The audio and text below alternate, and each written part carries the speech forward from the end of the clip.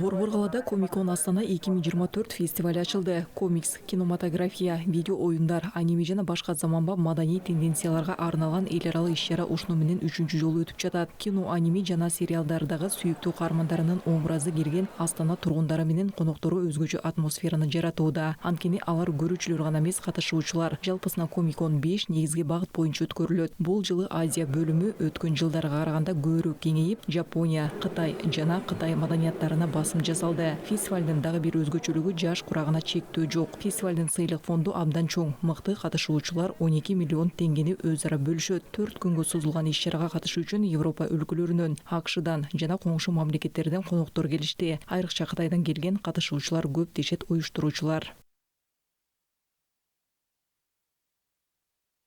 Бүгүнкү күндө гик маданияты ар дайым сизди колдогон жана кызыкчылыктарыңызды бөлүшө турган адамдар менен жолугушуу, табышуу жана достошууну билдирет. Андай кызыгуучулуктар көп болушу мүмкүн. Биз бир канча темалар менен чектелбейбиз. Бул бизди башка комикстерден айырмалап турат. Мурда ал комикстерге гана арналган. Бул фестивалдын чеги жок. Биз жөн гана гик маданиятына көңүл бурбайбыз. Ар бир адам өз кызыкчылыгына көңүл бурууга тийиш. Ал эми белгилүү бир кызыкчылык куракка же башка нерсеге карабайт.